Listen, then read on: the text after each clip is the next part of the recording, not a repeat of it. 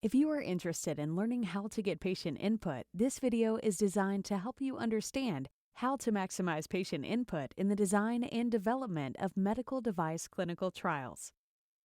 MDIC's Maximizing Patient Input report identifies several opportunities to incorporate patient perspectives into clinical trials.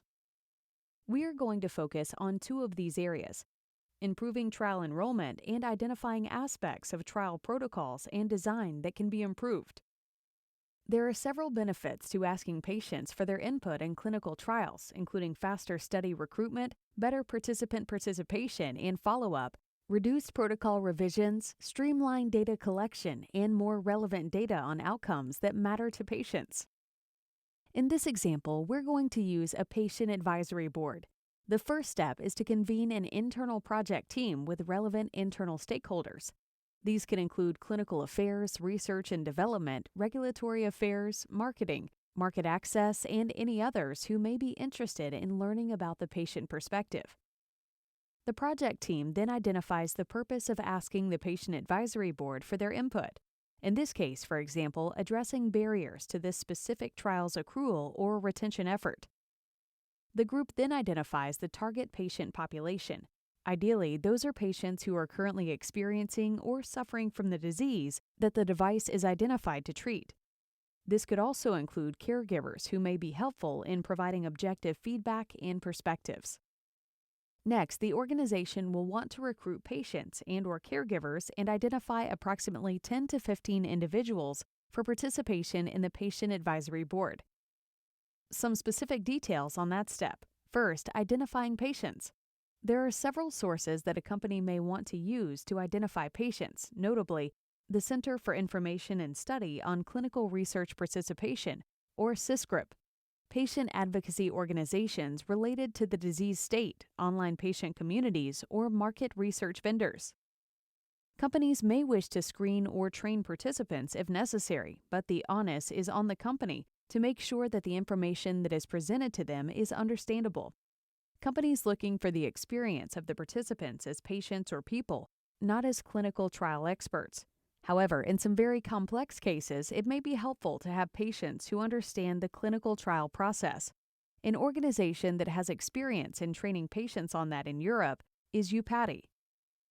And the company will want to follow best practices in engaging patients, including using patient-friendly agreements, including a video release, identifying fair market value compensation, potentially using the National Health Council's Fair Market Value Calculator, and referring to the Patient-Focused Medicines Development Patient Engagement Quality Guidance for the medical device industry.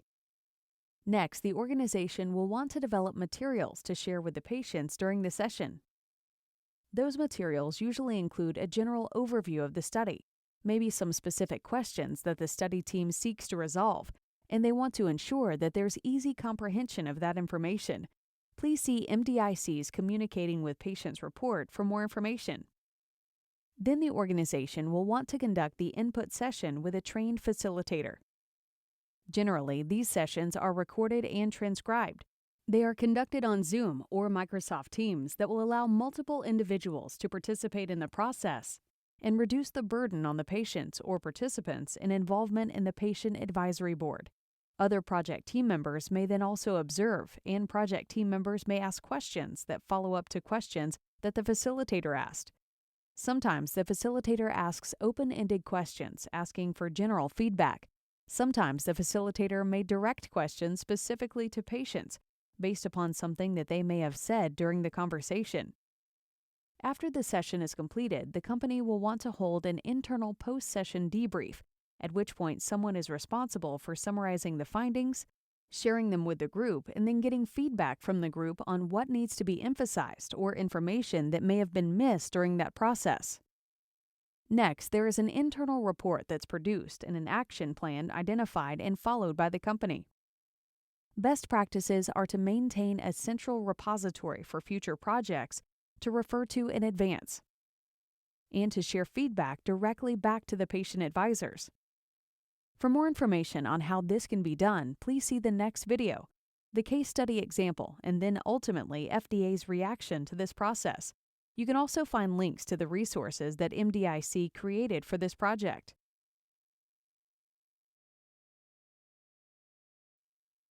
This is a case study of capturing patient input to improve a clinical trial in the case of a new application of an existing therapy. The clinical trial protocol was reviewed by patients, and their input was incorporated to improve the process of recruiting patients and the efficiency of the trial. MDIC's Maximizing Patient Input report identifies a few different opportunities for incorporating patient perspectives into clinical trials. We are focusing on two of those: improving the clinical trial enrollment in various aspects of trial protocols and design.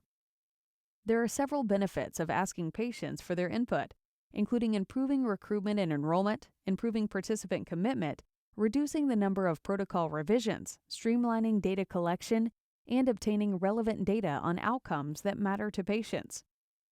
This case study focuses on the use of a patient advisory board to review an existing clinical trial protocol. The project team included clinical affairs, regulatory affairs, and marketing.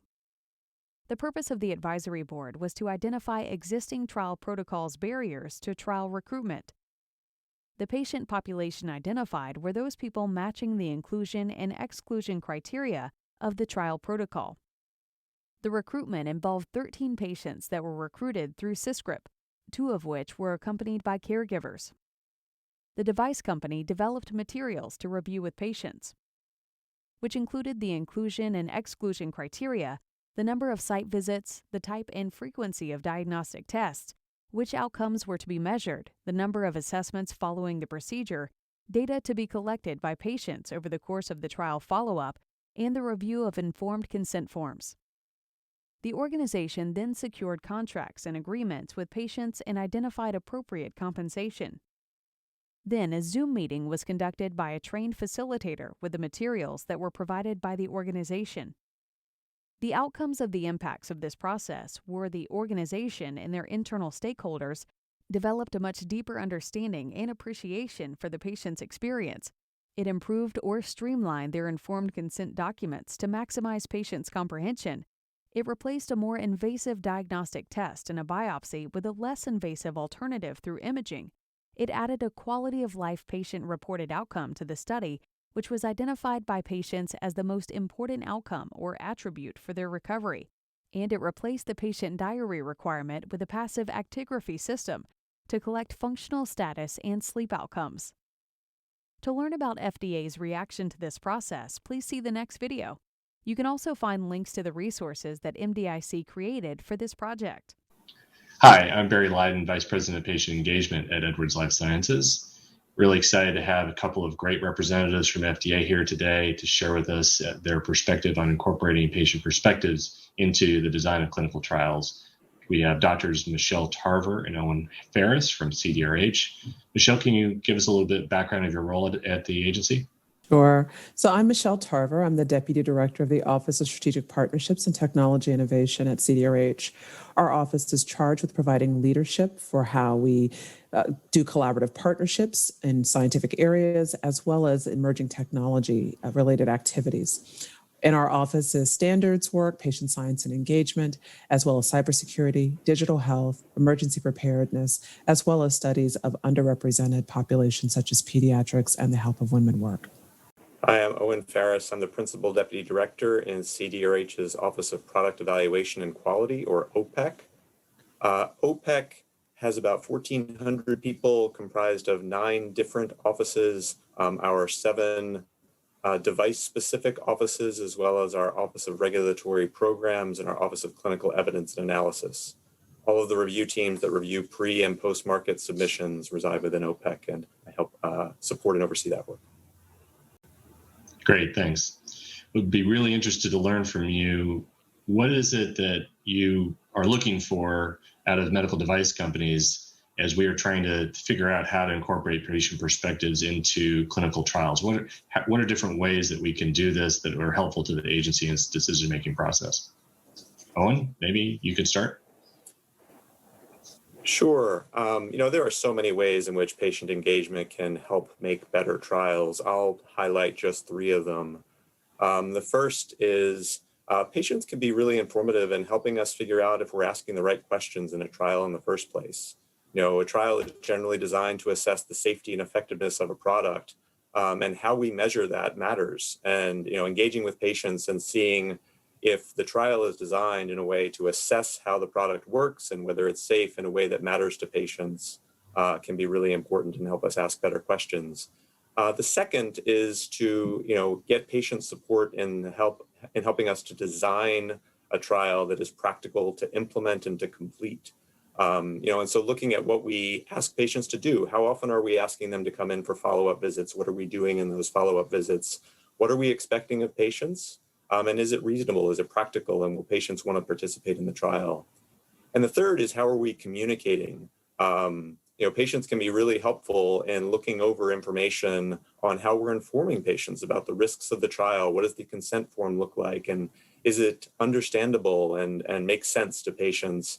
What do our recruitment materials look like? And again, does that make sense? So again, the patient perspective can be extraordinarily helpful in making sure that we're designing the right trial that can bring patients in, can be implemented appropriately, and can be followed through. Great. That sounds pretty thorough. Michelle, any guidance or any perspectives that the agency has in terms of how this kind of information can be incorporated into the clinical trial process? So at our 2017 Patient Engagement Advisory Committee meeting, we heard from our panel of patients and caregivers and patient advocates about the various ways in which patient input should be incorporated in the design and conduct of medical device clinical trials. We took those recommendations and actually issued a draft guidance that lays out some of those practices that Owen just alluded to, of how the patient voice can be impactful across the entire development of a trial. Another element that we also highlighted in that draft guidance is the different roles between the patient advisors and patient participants, because there are distinct roles that each of them play in a clinical trial process. The advisors are people who are providing guidance, and I say guidance with quotes, but guidance on how the study can be designed in a way that is patient-friendly, that it measures the outcomes that are important to patients, and that there are methods that are taken to ensure that patients are able to complete the trial and provide good quality data. And we encourage that. And we also ask industry, if they're interested in doing those types of approaches, they're welcome to contact us. Now, it is a draft guidance. It's not a final recommendation of any sort, but we have asked the public to provide comments on it and are currently reflecting and incorporating those thoughts in that document. Great. So it sounds like FDA is really open to hearing from device companies that can bring to the table some evidence that patients would like to have device trials changed up a little bit. Have you seen any examples where that's been the case at CDRH, or maybe can you think of ways that can really help improve the process? Maybe Owen, if you want to try that. Sure. I would just really strongly encourage companies to come in the pre-submission process, talk about the trial you're thinking about. How are you planning on engaging with patients? How can we work together to make the trial as strong a trial as possible? And again, one that's practical. Sometimes good really can be achievable and perfect is more challenging. And so, seeking to have a trial that is practical, that can be implemented and answers the essential questions. And patients can be really helpful in informing that. And so, as much as we can have that early conversation collaboratively at the beginning, the better. I was going to just add to that, we involve patients in some of our scientific meetings.